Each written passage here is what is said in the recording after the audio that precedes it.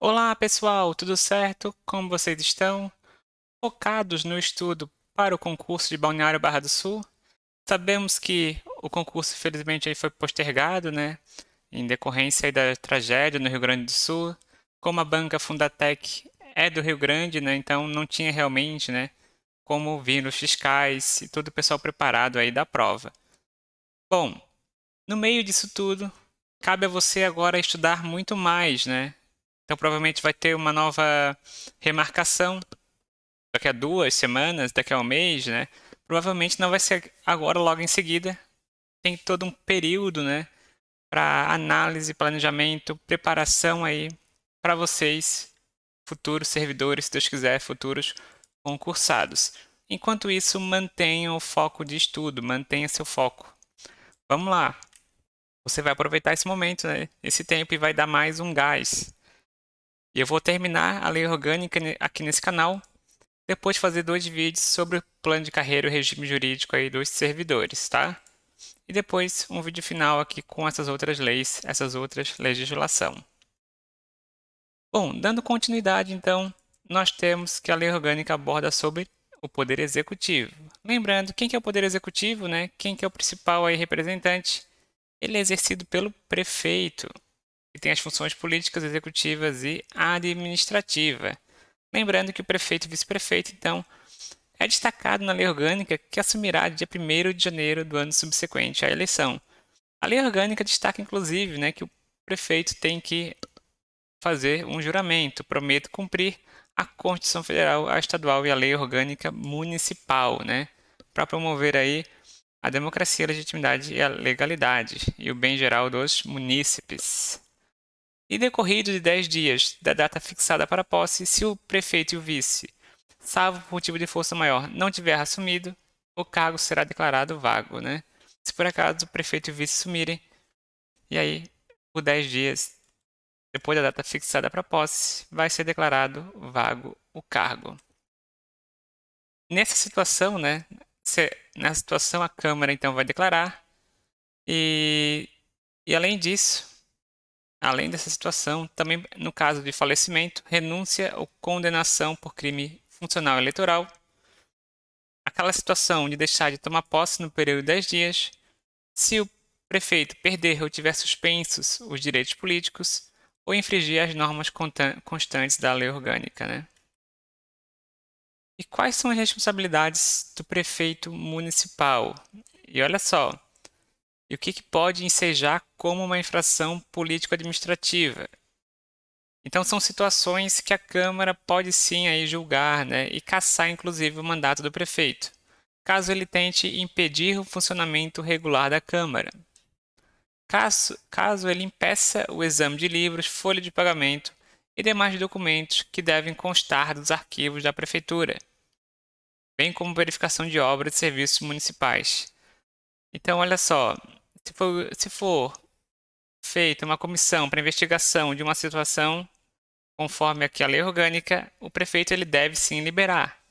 Se ele impedir, ele tem o risco aí de ser cassado, ter seu mandato cassado. Se o prefeito desatender, sem motivo justo, as convocações ou pedidos de informação, quando feitos a tempo e em forma regular. Então, acontece muito na prefeitura, né? Que os pedidos de informação da Câmara não são nem lidos, né? Não são atendidos. Isso pode levar à cassação de mandato aí, conforme a lei orgânica. Retardar a publicação ou deixar de publicar as leis e atos sujeitos a essa formalidade.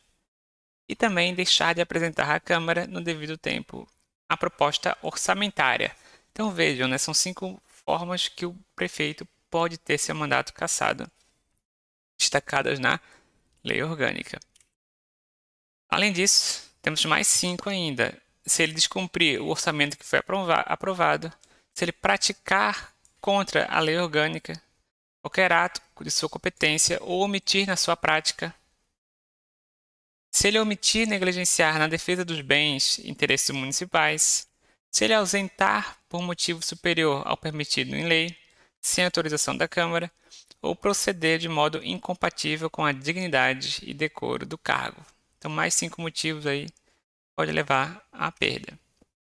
Em relação a essa licença, Ó, já reiterando que o prefeito não pode ausentar-se do município sem licença da Câmara, sob a pena de perda do mandato, como a gente viu, salvo por período inferior a 15 dias. Então, 5 dias ele pode sim ficar fora do município, 10 dias pode também. Agora, 15 dias ele tem que pedir autorização para a Câmara para não configurar a possibilidade de perda do mandato, ser cassado. E o prefeito ele tem sim o direito também a um salário, né? E mesmo, né, quando impossibilitado de seu cargo por motivo de doença devidamente comprovada. Então, se o prefeito pegou uma Covid, vai ficar 20 dias hospitalizado, né? Ou mesmo não hospitalizado, mas que não consiga exercer sua função, ele tem a comprovação, ele tem o atestado. Tá? Então, isso aí não vai contar para a demissão dele, por exemplo, né? Caso fosse necessário. Ele pode sim tirar férias. E também, né? Ele pode também estar atuando em missão e representação do município, né? São essas possibilidades. Bom, a gente viu as responsabilidades, o que ele pode responder e quais são as atribuições, o que o prefeito faz. Basicamente, eu trouxe só algumas delas, o prefeito faz tudo aquilo que é representar o município, sancionar tudo que está relacionado com o poder executivo, né? Lembrem, né? Bom, se tem relação com o poder executivo, provavelmente o prefeito ele tem aí, né, um dedo, ele tem algum papel nessa parte. Então, por exemplo, representar o município. Quem faz isso é o prefeito. Executar a direção superior do município é o prefeito. Sanciona, promulga e publica as leis que foram aprovadas pela Câmara. É o prefeito. Ele que tem a iniciativa de fazer as leis. É o prefeito. Vetar projeto de leis. Enviar o orçamento do que vai ser gasto, que é o PPA, LDO e o orçamento anual. Sim, é o prefeito. São algumas atribuições, né? Então, basicamente, tudo relacionado ao Poder Executivo, principalmente a parte mais de gestão, né? Está relacionado com as competências aí privativas do prefeito. Temos alguns casos que o prefeito ele delega, né? E essa delegação são através dos seus auxiliares diretos. E aí você já conhece que são os famosos secretários, né? São os auxiliares diretos do prefeito que recebem parte das atribuições, né? São os secretários municipais e os diretores aí de órgãos da administração pública direta. Lembrando que esses cargos são cargos de livre nomeação e demissão pelo prefeito, né? São aqueles cargos políticos. E a lei municipal estabelece as atribuições de cada competência. Então, cada secretário tem sua competência. Por exemplo, o secretário de saúde, ele vai gerir a saúde, fazer a gestão de toda a questão da vigilância epidemiológica, né? Então, cada secretário tem a sua atribuição específica conforme o seu cargo, né? Então, educação, saúde, turismo.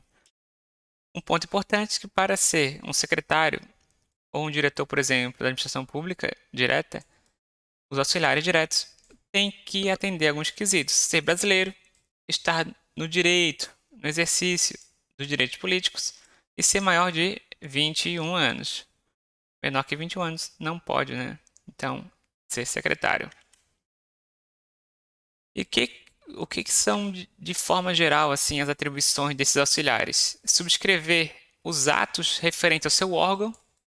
Então, cada secretário tem que regulamentar, tem que se posicionar sobre os atos e regulamentos da sua atividade, do seu órgão. Expedir instruções para a boa execução das leis, decretos e regulamentos do município. Inclusive, os auxiliares têm que apresentar um relatório anual dos serviços realizados na sua secretaria. E ele tem que comparecer à Câmara sempre que convocados pela mesma, para a prestação de esclarecimentos. Então, os secretários, sim, eles têm esse dever de prestar contas. Eles precisam, quando a Câmara solicitar, eles têm que prestar contas, né, através de um relatório anual para o prefeito. Depois, a lei orgânica, ela comenta mais algumas partes gerais, né, sobre algumas políticas. Lembrando que os tributos municipais, quais são, né? Qual é o imposto municipal? IPTU e ISS, né? Então, são tributos municipais, os impostos, as taxas e a contribuição de melhorias, né? Os impostos, IPTU e ISS. Lembre aqui dos dois clássicos, né? IPTU e ISS. E nós temos mais um, qual que é o outro? e ITBI, né? Então são os três impostos. IPTU, Imposto sobre a Propriedade, o ISS sobre Serviço e o ITBI sobre a transmissão de bens imóveis, né? Lembre desses três. E aí nós temos as taxas, cada município tem suas taxas específicas, né? Cada um deles tem suas taxas específicas.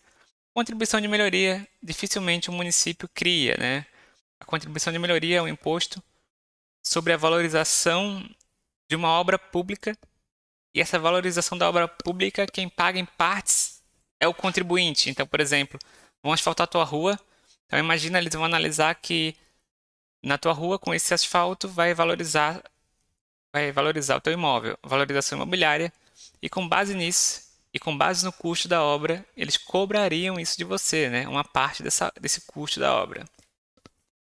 Dificilmente os municípios fazem isso, né? No geral, são os três impostos municipais, IPTU, ISS, TBI, e as taxas, né? Contribuição de melhoria, muito difícil.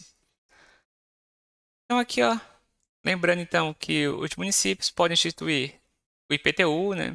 Imposto sobre Propriedade Predial e Territorial Urbano, imposto de transmissão inter-vivos a qualquer título, também o imposto sobre serviços, né? São os impostos de tributos que podem aí ser cobrados, né?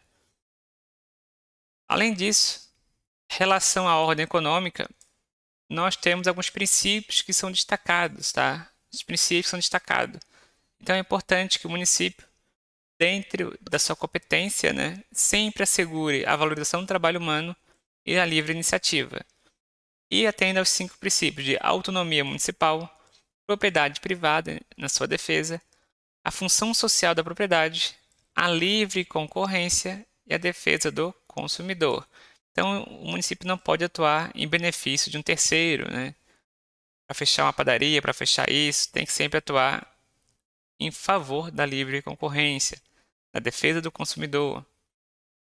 Essa função social da propriedade, a gente consegue analisar até a questão do IPTU, né? E nós temos que, por exemplo, é muito mais caro o IPTU de um terreno do que de uma casa. E isso porque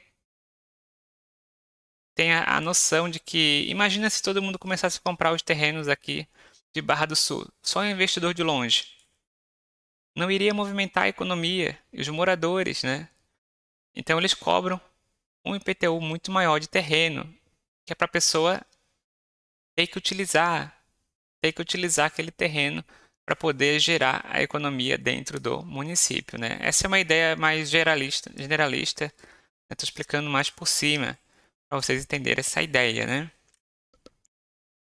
Além disso, temos também a defesa do meio ambiente, a redução da desigualdade regional e social, a busca do pleno emprego e tratamento favorecido para as empresas pequenas, para as empresas aí do simples, né?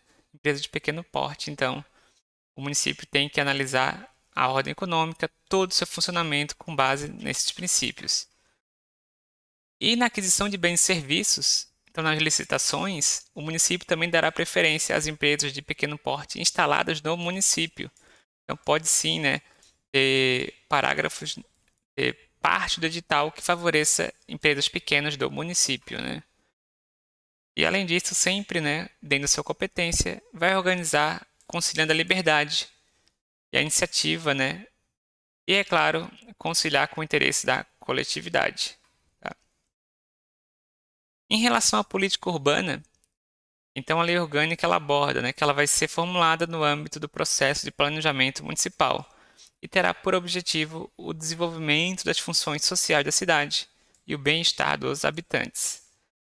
Lembrando que, né, reiterando aquela situação, o solo urbano ocioso, então o solo urbano ocioso ou subutilizado, sofrerá progressivamente tributação progressiva, parcelamento ou edificação compulsória, desapropriação por interesse social, né? Então, se tu tem um terreno lá no centro da cidade do Barra do Sul e é uma região importante, você tem grande chance de ser tributado progressivamente, parcelamento ou edificação compulsória ou até desapropriação às vezes para a prefeitura, né? Solo urbano ocioso ou subutilizado. Isso pode acontecer. A própria lei orgânica já destaca. Bom, pessoal, foi uma aula bem curta, tá? Em breve vamos finalizar a nossa lei orgânica e retornar aí para o plano de carreira e o estatuto dos servidores. Comentem aí como é que estão as expectativas de vocês. Tinham se estudado muito para a prova? Eu acabei nem fazendo revisão, né, quando descobri da questão do adiamento. Mas vamos focar, né? Vamos focar e se preparar para a próxima data. Um forte abraço a todos e até a próxima. Foco nos estudos, hein? Mantenham-se estudando todo dia. Bora! Até a próxima!